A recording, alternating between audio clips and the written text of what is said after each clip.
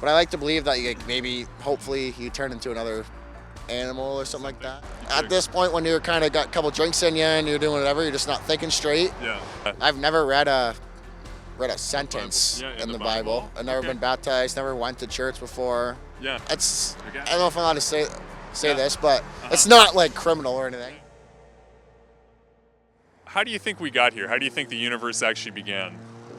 Well, what I believe is, well, I don't believe it really, but what I've been told is because of the monkeys or whatever, Okay. and they like grew up to be they like grew up just like ourselves, I guess Yeah. you'd say. So you believe in sort of an evolutionary track, right? Evolutionary An evolutionary track, I guess. They Yeah. slowly grew up through those guys, but Gotcha. I don't believe in much. I'm just here to live. Yeah. Okay. Right on. I'm here for a good time and a long time. Gotcha. So that kind of answers a little bit of question two, which is, what do you think the purpose of life is? Purpose of life. I think purpose of life is just, I don't know, just wake up, be yourself, and just make money and just live your life as you want it. There's no really purpose. I honestly I don't think there's no purpose in life. The purpose that I believe is just wake up and just make yourself have a fun life before you pass away.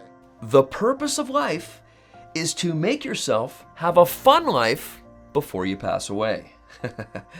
Luke could have asked Lukas, with a K, so many fun questions about that comment. But I've got to admit that listening to this conversation takes me back many years to one of the very first times that I asked the three big questions to a young professing atheist named Colin. Like it was rehearsed, Colin blurted out, "Fluke, farce, fertilizer." What? You see, because Colin was a professing atheist, if no God created him, he's just a fluke, a cosmic accident. And if there's no God to give his life meaning, then life's just a farce. Eat, drink, for tomorrow we die. And if life's a farce, and we're nothing more than a pile of dirt, then when we die, we become fertilizer. Game over. Now, not only is that worldview terribly depressing, but it's scary too. Want to know why? I'll tell you why, right after the rest of the conversation between Luke and Lukas with a K. Because if Lukas truly believes that the purpose of life is to make yourself have a fun life before you pass away, I wonder whether he also believes that the fun life he lives in any way reflects his forever. Well, let's listen and find out. What do you think happens when you pass away? Like, is there something on the other side? Would you like to believe there is? Or, yeah. Yeah, I would like to believe so, but no one knows, right? Because Yeah. once you die, no one knows what happens after that. Right. But I like to believe that maybe, hopefully, you turn into another animal or something like that. and hopefully you still live Potentially, on you'd your think life. of like a reincarnation Yeah, type of thing. Yeah. Okay, right on. I know you said we were talking just offline before the interview started. Yeah. You said you didn't know much about the Christian faith, No, I'm but not Christian at all. right. Church, I wouldn't know anything, so. Okay, right on. Do you care if I take you through? You let me know. There's a thing called the Ten Commandments, right? If I take you through the Ten Commandments, Okay. do you think you'd make it out clean on the other side, or do you think we'd have some work to do? What do you think? The Ten Commandments would clean or Yeah. outside. Yeah. I think if you go through, I think you go clean. You think? Yeah, I think so. For sure. Yeah. For sure you will. Okay. I Do you, think so. do you want to? Do you care if we go through a couple of them? You can if you want. Yeah. Okay. Let's do it. So, one of the Ten Commandments, it says, "Thou shalt not lie." Have you ever in your life, Lukas, "Thou shalt not lie" Okay, is yeah. one of them. Have you ever in your life told a lie before? Of course I did. Yeah. Like every day I did probably. Do. Who hasn't, right? We probably ask anybody here on campus, and right. So, there's that. There's God says you should not take the name of the Lord your God in vain. Have you ever said like JC, Jesus, or Jesus Christ, Oh, yeah. OMG, So I texted got OMG? I got like a sports background. and You all got that your too, and phone, yeah. All the time. I'm like, I pull that word out a couple times or two. Right, gotcha. So, Like I don't mean it. yeah, I gotcha. Verse. You say it flippantly, right? You say it exactly. flippantly. Not like So, just- another one says, "Thou shalt not steal." Have you ever stolen anything before, like irrespective of value, time from your Not employer? Yeah, tell me about it. Honestly, I did recently. I don't know if I'm allowed to say say this, but it's not like criminal or anything. Yeah, but like, yeah. I was in Detroit just for a hockey tournament or whatever, and then I was at a strip club, and there's all $1 bills, and this guy comes behind me, throws a whole rack like it's $81 in $1 bills, and like it landed right on my lap, and I'm like, it's kind of disrespectful to do, but like. Right. At this point, when you're kind of got a couple drinks in you and you're doing whatever, you're just not thinking straight. Yeah. So like I did pocket those, but but I'm not like running around like I just did whatever, and I feel kind of disrespectful by doing that. But other than that, I hear you.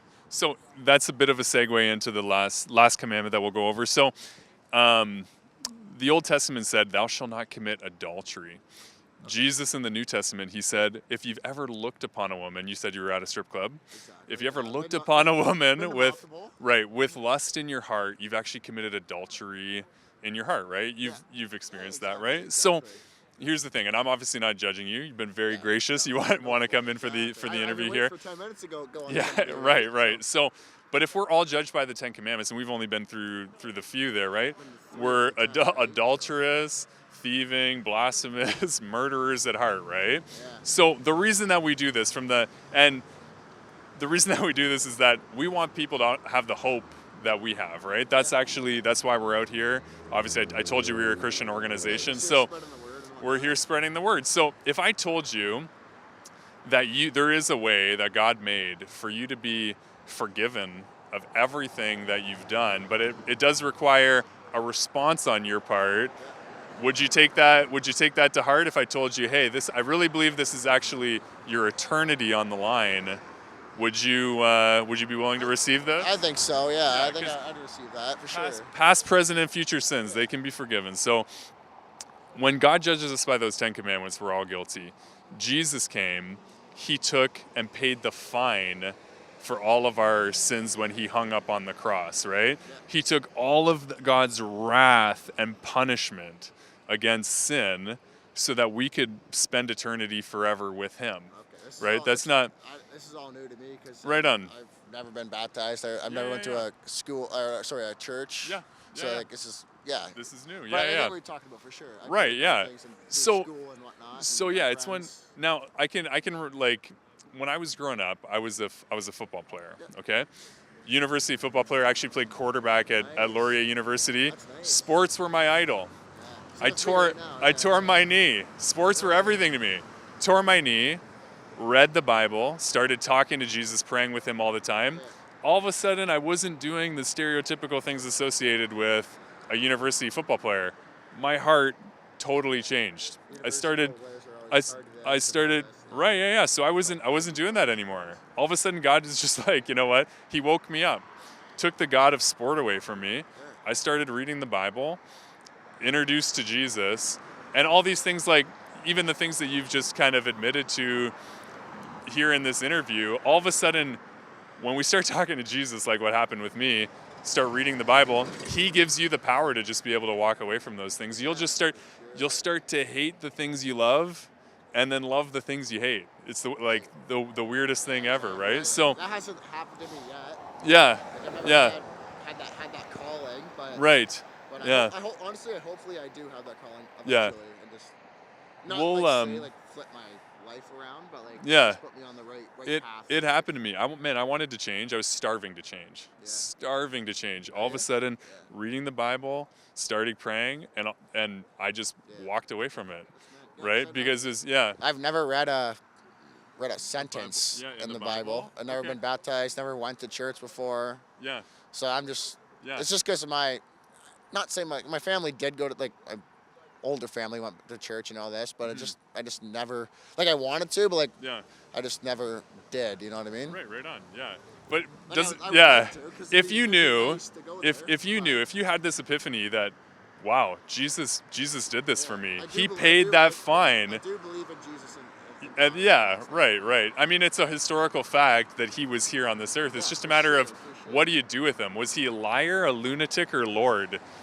Liar, lunatic, or Lord? I believe Lord. He, you know what I mean? He changed my heart. Totally different guy now. No one knows for 100%, but I believe he's the Lord as well, just like you just said. Yeah. Well, you've been awesome to chat with here, Lucas. Appreciate it, man. Okay, well, earlier in the episode, I started testifying about my creepy conversation with Colin the atheist, who sarcastically answered the 3 big questions with fluke, farce, fertilizer. Where do we come from? Life's just a fluke. What's the meaning of life? Life's just a farce. And what happens after we die? At death, we become fertilizer. Now, not only is that worldview terribly depressing, but it's scary too. And here's why. At that time, Colin the atheist was actually about 6 months away from graduating into a career making major moral decisions in the field of federal law. But with no value and accountability for his own life, why would he care about mine, or yours, or anyone's for that matter? But when we spiritually hear the gospel, like Luke so clearly shared with Lukas in this conversation, and God makes us alive in Christ, we understand that Jesus himself is the answer to all 3 big questions. Christ is our creator. Christ is our life. Christ is our resurrection. And we come to the knowledge of the truth that our value, meaning, and destiny are only found through a real relationship with him. It's our hope and prayer that Lukas, with a K, comes to that knowledge himself and is saved. And that's why, to continue the conversation, we do our best to keep connected by giving our new friends a booklet answering the 3 big questions from the Bible, a Go Teams Media contact card, and a partner church connection card, so they can connect with us or a faithful local church if they so choose. Well, thanks for watching Go Teams Media. To continue conversing and connecting on what matters most with us, go to goteamsmedia.com. And if you're a Christian who'd like to get equipped by example for evangelism and maybe even explore the possibility of your church launching your own Go Teams Media ministry in partnership with The Crosscurrent, go to thecrosscurrent.com to contact us. I'm Corey McKenna, the Equipping Evangelist, and you've been on the go with Go Teams Media.